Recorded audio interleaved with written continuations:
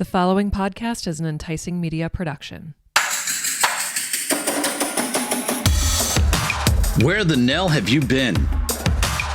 Join us for conversation about life, business, and everything in between. Welcome to What the Nell, where we've got stories to tell. Here's your host, Nell Tice. Hello, everyone, and welcome back to another brand new episode of the What the Nell podcast, the EcoPreneur's Edge edition. Welcome back, Mikee. Thank you so much, Nell. It's always such a pleasure and an honor to be here. For those who don't know me, I'm Mikee with two E's. I'm also known as Metro Mikee. The two E's in my name stand for the EcoPreneur's Edge. No, just kidding. It stands for the environment and everyone, the two things that I love for most. I am broadcasting with renewable energy from Harrisburg, Pennsylvania. I am a sustainable salon owner, a sustainable dance studio owner, an entrepreneur at large, and I just love everything, and I love sharing the knowledge on how to be sustainable in business, life, and help the environment. I love that. So, Mikee, in this series, we did our homework, we did our jobs, we've planned a lot of the topics out for all of our episodes for season 2. And this one in particular, at least I'm getting a little vulnerable. We're talking about data and statistics, but first, what exactly does data, what do statistics, what does all of that have to do with environment, eco-friendliness? What does all of that have to do with it?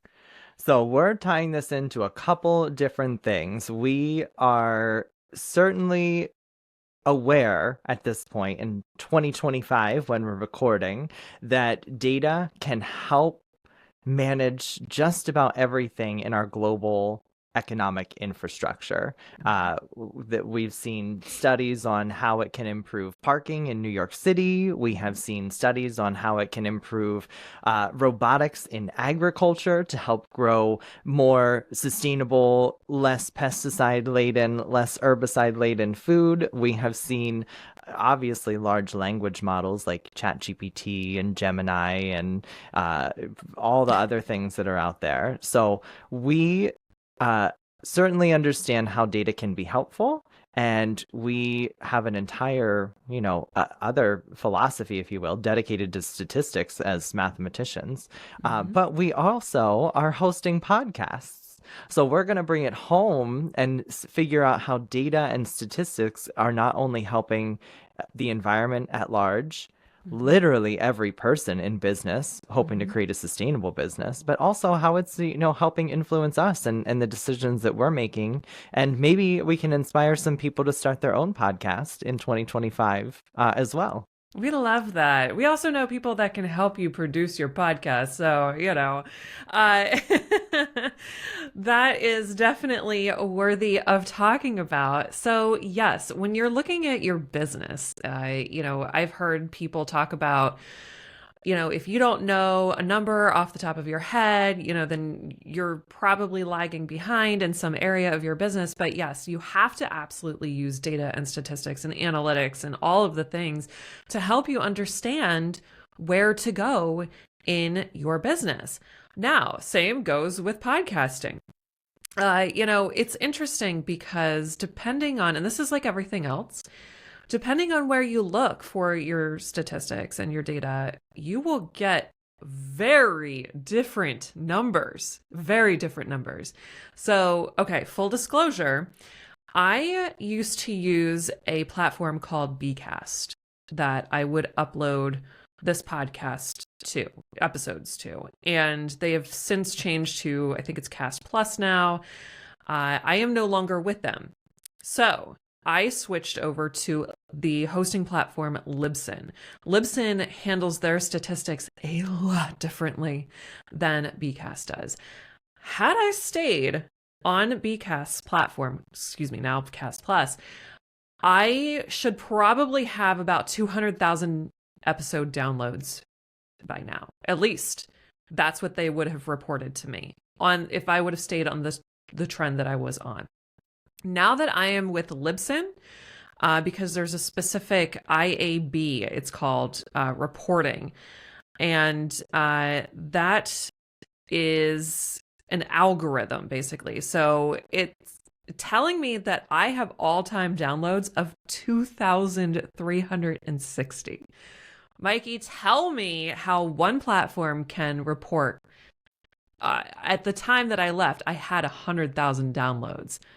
And this one's telling me I have just over 2,300. How can that be so different? It's also a lesson in where we go when we choose to look for statistics. Help me understand this. I feel like one of these companies may be using, an enhanced artificial intelligent algorithm to determine the metrics that they are indicating for what a download is, what a download should be, or what a download can be counted as. And maybe one of the other ones is using a different metric, maybe less artificially intelligence. But also, I love, just comparing those two separate data sets. I love kind of looking at the nitty gritty and finding the KPI for business, owners and entrepreneurs, the key performance indicator that is going to get my numbers up. So I know that everyone can judge everything differently, every artificial intelligence, every algorithm, every person. But what we're looking to do, at least in my line of coaching, is to figure out what is working and how we can make that better. How can I get you from the present to the future? Exactly. So that would be my best answer, Nell. Yes. No, I love that answer because that takes me right into a deeper dive into the analytics of those numbers. So whether you have 100,000 downloads or you have 2,300, you can still scale it back to find out more specific numbers, right? Because the numbers really don't lie. The numbers are numbers, right? So that still means I have a best performing episode. It means that there are certain episodes in series that do better than others. And so those are the real KPIs. And do they match up and align with what your specific goals are? So that's with anything that we do, and whether it be recycling or in our businesses or anything, we have to keep digging further to get to the actual numbers that help us reach our goals. So I'll put it out there. I don't care if the number is actually 2,300 or if it's 100,000. I'd rather have 2,300 people who are genuinely interested in making a difference by listening to this podcast, listen to it, than 100,000 people that are just playing 5 seconds of it and it counts as a download, That is so great, Nell. I'm going to recall from season 1, the Mikey drop, which was men lie, women lie, numbers don't lie. Yes! Boom. And then let's see if I can throw a current season mic drop moment in here. And that is, I 100% agree. I love my relationship with social media. I love our podcast. I love all the other podcasts I've been a guest on. I love getting my story out there. However, I am never chasing followers. I'm never chasing views. I'm never chasing likes. I am presenting my authentic story out there because virality does not pay my bills. Mikey, the internet literally cut out in that middle of that phrase. Oh no! I couldn't hear what you just said. That's okay. I'll say it again. So I'm never chasing likes. I'm never chasing followers. I'm never chasing views. Because I know virality does not pay the bills. So there's your Mikey drop. What does pay my bills is the authentic career I've been able to form, the connections with amazing people. Hopefully we're going to showcase a lot of them in season 2. And then the community support that I've been able to foster. And none of that really has come from social media. Yes, I love social media. I have a very positive relationship, but the data there is not the data that I'm using to guide my eco-friendly life or my business sustainability. So that brings up a good question. What kind of data are you using to help you in your environmental endeavors? Well, my businesses are in person. I don't know that I want to figure it out, let me preface, but I haven't figured out a way to cut somebody's hair over the internet. AI one day. I'm just kidding. Even then. So, let's talk about that for a second. So the AI is not that smart to No. be able to, number one, do an actual haircut, and number two, be able to hold a conversation while that haircut is happening. I mean, Mikey, that is the majority. Like, a great haircut is a great haircut, but you're also in the people business. In my dance studio, I'm also, and now there are amazing virtual teachers, but I get my feedback literally like one-on-one in person. But I also keep meticulous records, whether that is through my POS system for taking payments and seeing and forecasting trends for what is working and what isn't working. And then also I have built my own salon software. So I don't use Square or Forest or Vish or any of the salon things to track. I literally like hand put my appointments in, very quickly and digitally. Like I'm not still writing on notepads or anything like that. Well, I do have sticky notes, but like, so I completely own all of my data. Yeah. And I have a cute little SQL engine that if I need to figure something out, I can do that. I also have spreadsheets and tables built into that. So if I need a P&L, if I need sales, an expense report or a sales forecast, like I can pull all of that up without allowing Google or ChatGPT to access my information. Oh, I love that. So that's where I get a lot of my data and statistics, and then just the feedback from reviews on the What the Nell podcast, Ecopreneur's Edge. I love that so much. And I know you're probably familiar with a workshop that my friend Kelly and I have put together called the Content Strategy Workshop. And in that workshop, we rely heavily on the subject of owning your own content because it is so incredibly important. It's the only organic way to truly get the data that you need to figure out the direction that you should be going in. So owning that, and without influence from other platforms, like you said, like Google and ChatGPT and things like that, that can heavily really infiltrate your numbers and distort them to levels that will cause you to literally go in different directions that you shouldn't be going in. So I love the fact that you created your own software. I mean, that's amazing. It sounds pretty daunting, to be honest, and I'm sure that didn't come without its challenges. And time-consuming challenges, and I know that I am not the equivalent, and the people in my team are not the equivalent of, software engineers for Apple. So it's not going to look as smooth as, maybe an app from the App Store. But it does its job. It has built me, a six-figure salon business, which is not usually the case here in South Central Pennsylvania.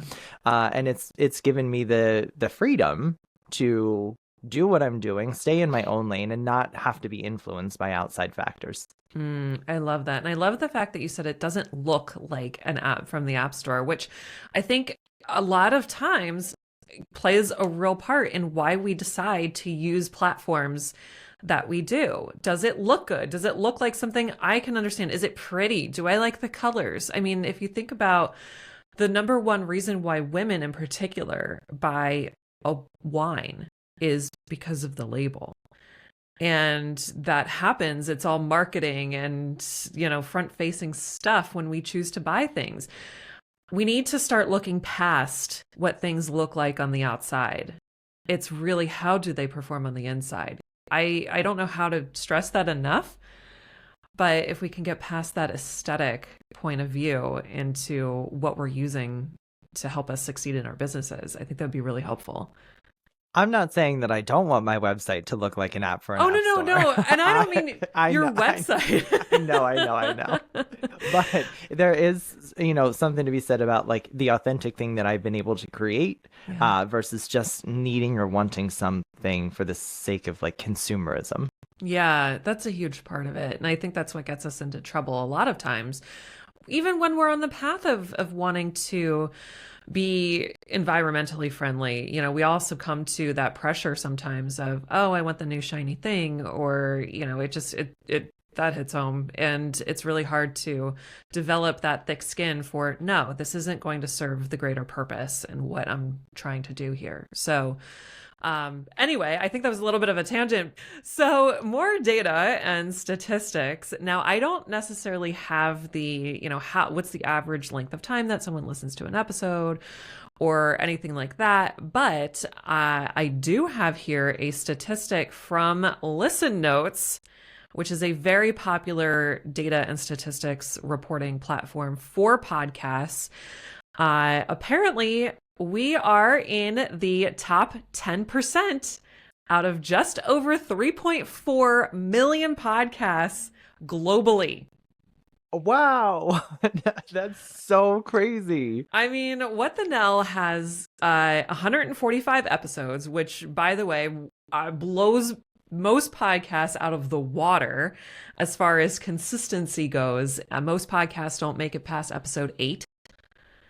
So I'm pretty proud of that. Now, more specifically, I do want to address that one of the most popular, now this is out of 15 pages of statistics, because thank you, Libsyn, you don't make this very easy. However, one of the more popular episodes is, Mikey, our first ever Ecopreneur's Edge edition episode. What?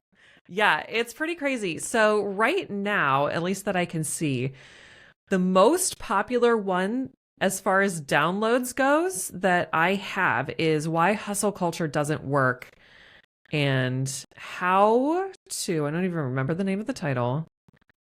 Why Hustle Culture Doesn't Work, and it doesn't even give me the title. Oh, and How to Get Out of It with Steve Trott and Christina Deal. And two friends of mine that have been on the podcast multiple times now, but just following that is literally our first ever episode of the Ecopreneur's Edge. Oh my God, my heart is racing. Yeah, I mean, that's awesome. This is pretty cool because regardless of, and it goes back to using the data and statistics properly, it goes back to, it doesn't matter if there's 2,300 all-time downloads or 100,000. That means that the Ecopreneur's Edge is very impactful for people. People want to hear about it. They want to listen. And I'm pretty proud of that because we're actually hitting the nail on the head with what people are looking for. How does that make you feel? I feel so validated right now. Like, I was a little anxious to talk about the data because, I have my adult onset ADD usually presents itself in the form of perfectionism. And so I'm like, oh, everything that I do has to be the best of the best of the best at all times. And I was like, I don't know, like, do I have people in my life who are going to, listen to my podcast? Do I have people in my life who are going to be interested in what we're talking about? And I think knowing now that that's such an impactful episode, I feel even more validated that we are doing this and we're continuing to share this knowledge. And just even if we don't have the knowledge, we're starting the conversations because I feel like it's needed. Yeah, I feel the same way. It's always scary when you have something that you've done for a while. And I think that we started doing the Ecopreneur's Edge after it was episode 100 for What the Nell. And 100 episodes is a lot. And it's you've developed your audience, you've developed your niche. So it's scary making a transition into another realm when you've been able to uphold those numbers. And, I was afraid, will I turn people away? And I thought, well, if they don't want to listen, they just won't listen. But will it keep them away? And will we get more people in? And will it be a completely different audience? There's so many questions when you've done something like this for so long. And I'm really, really happy that it has worked. And more importantly, I'm really happy that it's resonating with people. And I'm also happy that it brought you and I closer together. I know, there's that too. My gosh, it's so, and today's digital age allows us to do that. Say what you want about COVID times and things like that. But it truly, as much as it sometimes feels like it has separated us, It definitely feels like it has brought us closer in certain situations. And I would say this is one of those situations. I don't know that you and I would be doing this, honestly, without those times. What do you think? Well, I know that the only reason I feel comfortable doing all of this is the lovely app called Clubhouse that came out Oh, right around yeah. COVID times. Yep. And, we couldn't go anywhere, so we all Yeah. went to Clubhouse. Oh my gosh. I didn't even use Clubhouse. I know my friend Kelly has talked about Clubhouse and she was using it, how it was so popular.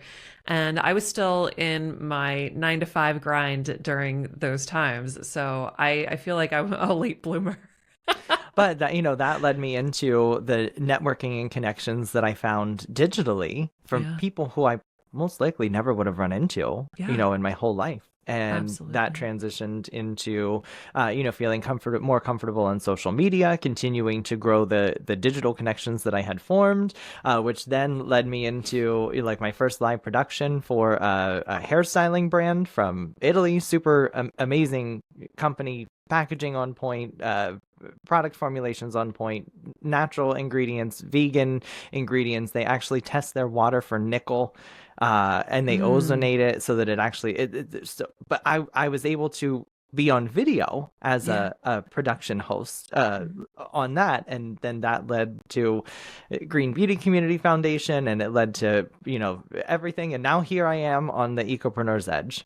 I love that. Yeah, there were a lot of developmental skills acquired for a lot of people during those times. And, it has allowed the conversations to continue and even grow further than we could imagine, just because, being able to do this brings us closer and have those conversations and publicize them so that more people can be on board with what we're doing and spread the messages and things like that. And I mean, if you think about it, taking a little bit of an extreme point of view in getting together and conversating, it's less often that we have to get in the car and use our gas to get us to the coffee shop. And while I love supporting our local businesses and small businesses, sometimes it's a push and pull with how far do you want to go? And I live by a choose your battle. Where can I make the most impact in my efforts to protect the environment?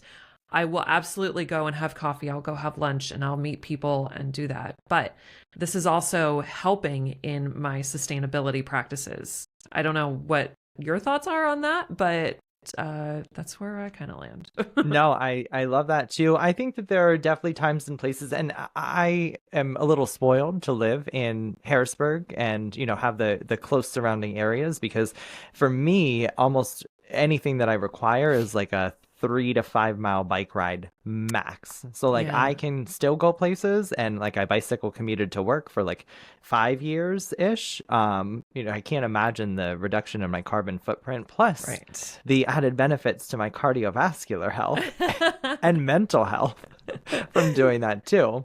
Yeah. But sometimes it's good to go out eco-friendly or not, and other times it's good to stay in. I always introduce myself as Mikey with 2 E's, broadcasting with renewable energy, because I did feel called to add solar panels to my house to bring the eco-friendly fight into my home and not just my business mission. Right. So sitting at home, with my little recording studio here, I never feel guilty or hypocritical for Yeah. sharing my knowledge digitally. I love that. Well, Mikey, I think wrapping up in the data and analytics sector here, I think the takeaway that I have is make sure that wherever you're, getting your reporting from is, I don't know, I want to say trustworthy is what comes to mind, but also make sure that you're using your instincts in order to analyze things too. Because if something seems off, it probably is. And I encourage people to take a deeper dive into their reports and their stats and help that those numbers really truly get you to your goals and not succumb to just, I'm looking for views and subscribers. And whether it's data for business, for your podcast, for your at-home household budget, grocery expenses, whatever that data is, if you're not utilizing it, I highly recommend to start utilizing it. Even like a life hack here, if you take a picture or if you scan a document, because we have the scanning feature on iPhones, if you scan your paper, if you're still using paper, if you scan or take a picture of you can upload that to ChatGPT and say, hey, analyze this and, tell me insights from the data here, or how can I make my grocery list better, or anything like that. But just start using the data, because we're going to be living in a world where those who are not utilizing their data are going to be left behind. And I'm not here to tell anyone to get left behind or not left behind. I just know that I don't want to be left behind. Yeah, no, that's not kind of in my repertoire either. So, well, I think this is a good episode and a reminder for people for sure. So definitely make sure you are at least using the data that you have. So Mikee, thanks again for joining me on another episode of the Ecopreneur's Edge. Of course, how to connect with you will be in the show notes as always. So thank you, Mikee, and thank you to all of the listeners and the viewers wherever you're listening. Please subscribe to the podcast, leave us a review, let us know what you're thinking and comments and what you want to see in the future. And if you're watching on YouTube, make sure you like the video, subscribe to the channel.